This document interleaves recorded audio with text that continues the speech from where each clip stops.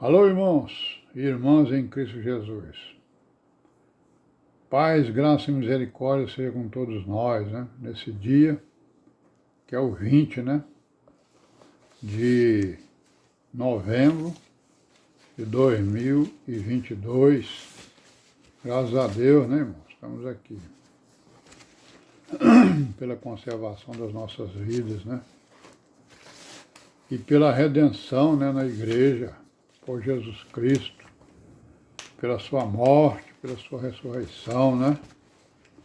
Graças a Deus. E vamos examinar as Escrituras, irmãos. Vamos orar, examinar as Escrituras, vigiar, né? 24 horas no dia.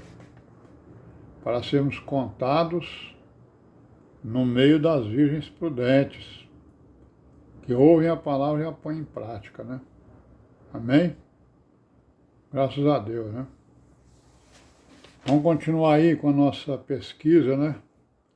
Em busca da origem aí dessas religiões que falam em nome de Jesus, carregam as Escrituras debaixo dos braços, né? Mas pervertem as Escrituras, pervertem a palavra, né? Como nós temos visto aí. Então nós estamos lá no ano de 1555, mais ou menos, né? Quando houve a paz de Augsburgo, né? Uma cidade da Alemanha, onde lá os príncipes alemães, né? Fizeram um acordo lá com o imperador, né? Carlos V, e mais o Lutério e seus seguidores, né?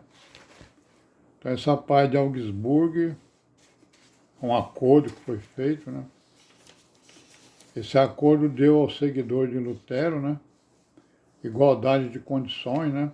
Legais com o catolicismo romano, né? Com os católicos, lá na Alemanha, né?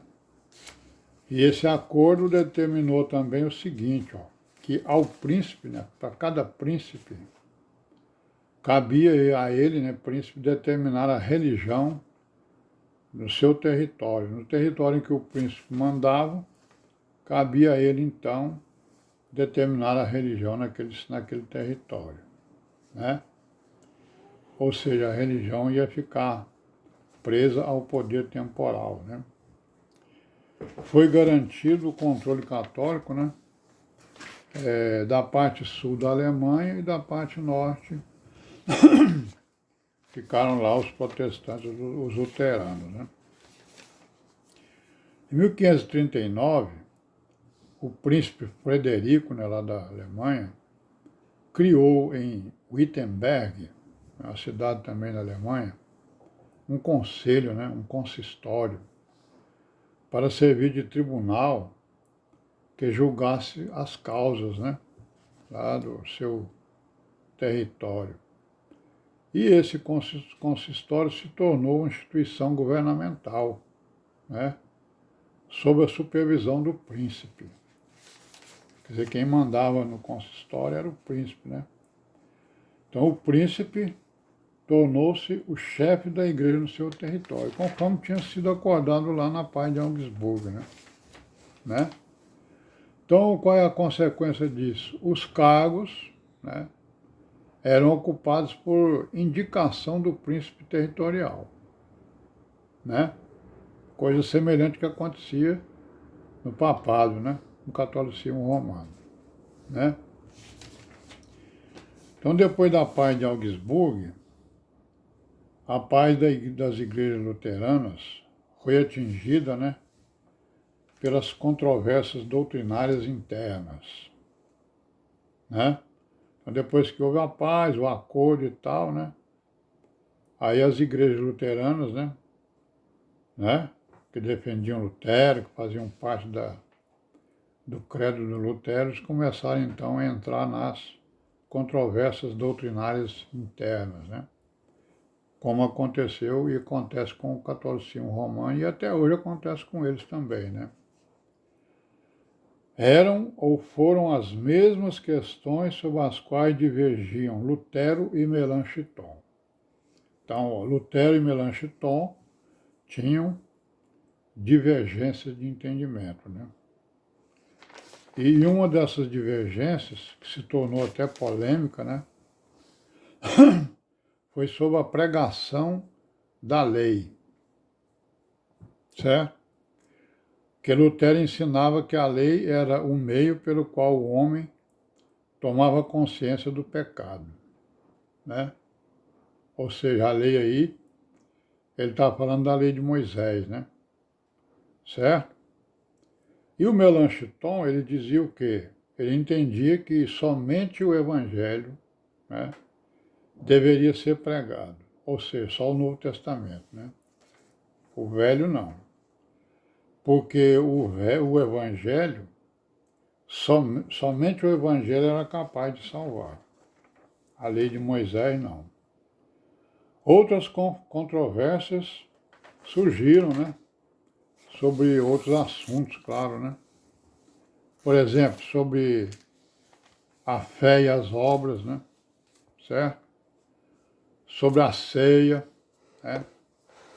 A cooperação da vontade humana, né? A cooperação da vontade humana para a salvação, né? E outras tantas controvérsias.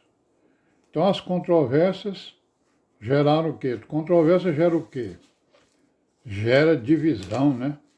Política, religiosa, né? Porque as pessoas são diferentes, têm opiniões diferentes e brigam pelas suas opiniões, né?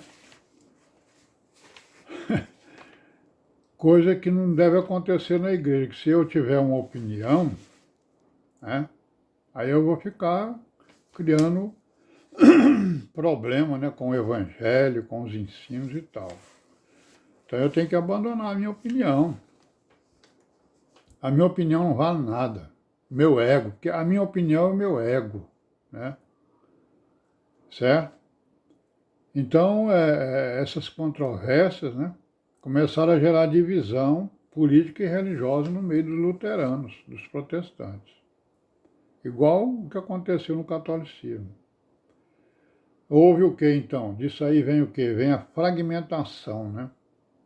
Divisão, fragmentação, né? Do luteranismo e das suas igrejas, né? Aí eles se espatifaram tudinho, né? Como o catolicismo romano também se espatifou por aí. O luteranismo, ele chegou na Dinamarca, né? Aí da Alemanha foi para a Dinamarca, aí foi se expandindo, né? E se tornou oficial lá na Dinamarca em 1530, quando foi elaborada uma confissão de fé luterana, né? Lá na Dinamarca. Então o costume daquela época era o quê? Já vem lá desde a paz de Augsburgo, né? Que o príncipe, o rei, né? Ele é quem determinava a religião que o povo devia seguir. Por isso é que se fala em religião oficial, né? Certo? A religião oficial de tal país é tal. No caso aqui da Dinamarca, eles escolheram o luteranismo, né?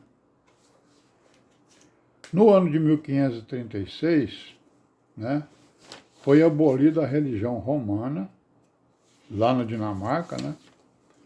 E foram confiscadas todas as propriedades católicas romanas. E essas propriedades elas foram repartidas, né, entre o rei e os nobres, né? Certo? Lá na Dinamarca. O luteranismo tornou-se, então, a religião oficial da Dinamarca, já lá em 1536. E lá na Noruega, né, ele era dominado pela Dinamarca, né, a Noruega, nessa época. Então a Noruega teve que aceitar, né, a imposição do luteranismo, imposição feita lá pelo governante da Dinamarca, né? Certo?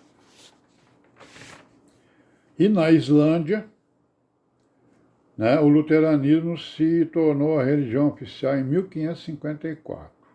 Então faz muito tempo, né, que eles andam por lá. Na Suécia em 1527 e na Finlândia em 1528. Então isso aí, vamos parar por aqui hoje, né, irmão? Amanhã a gente continua, se Deus quiser, paz seja com todos nós.